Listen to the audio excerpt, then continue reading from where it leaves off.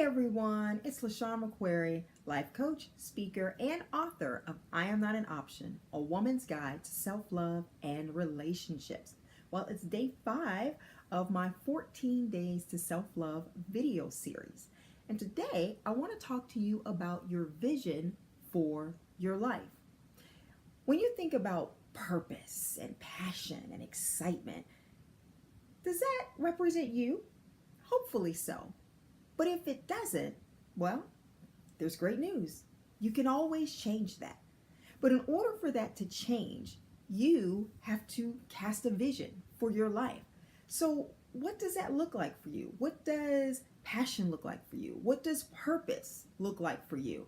And for anyone who maybe doesn't know what your passion is, you're working a job that you've been working for a while and it's your field, but it's not your passion, meaning if they stop paying you, you will walk out the door and not look back, or the only reason why you're showing up is because they pay you and it better happen on time. If you feel that way about it, well, it's I'm pretty certain that you're not doing something that's your purpose or that you're passionate about. You're just doing it because, hey, we all have bills and they need to be paid. I get that.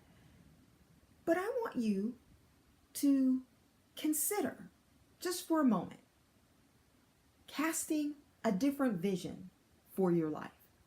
You know, whenever you're in a space when you don't feel as if you're doing what you should be doing, when you feel like you're here, but you're not really there, and you know deep down inside you that there are some dreams, some goals that you've set for yourself, and you haven't accomplished those goals, it tends to do something to you.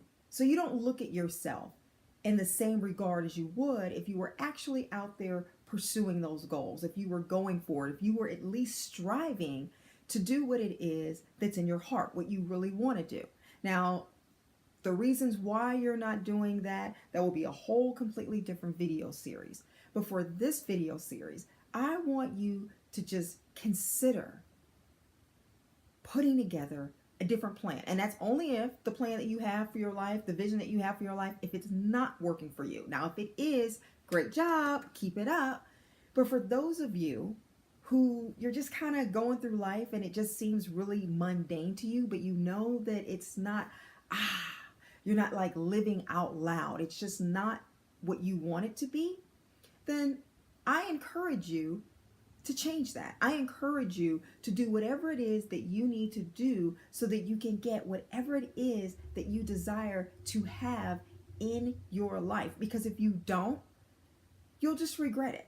And as time goes on, it just seems like it's harder. The older that we get, it seems like it's much more complicated to go for our goals and our dreams. And of course, if you're married, you have a family, and you have all these other things, it's going to be a little bit more difficult.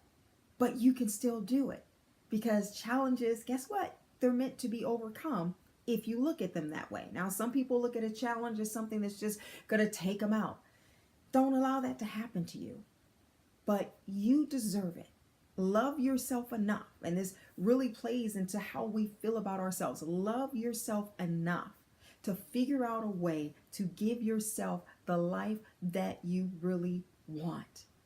There's a reason why there are so many self-help books, motivational speakers, conferences, seminars, webinars, you name it. They're all over the place. Why? Because everybody isn't living the life that they love. Let's just be honest about that. They're not living the life that they love. I didn't always love my life.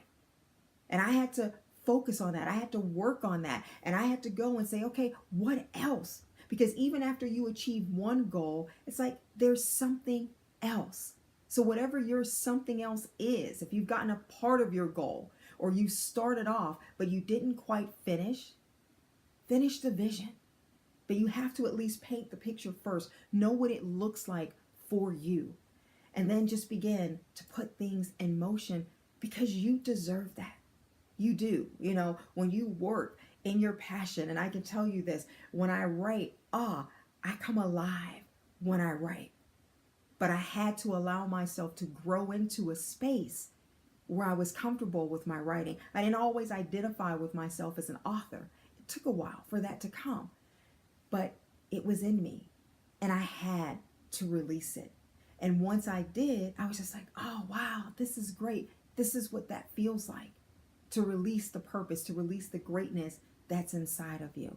And I think that everyone should have that feeling. So if you're not living your life the way that you choose to, go back and develop that self, that part of yourself, and allow it to grow and grow and grow. Foster your dream because you deserve it. Love yourself enough to give yourself the life that you deserve. That's it for today's message. Until tomorrow, from my heart to yours, bye.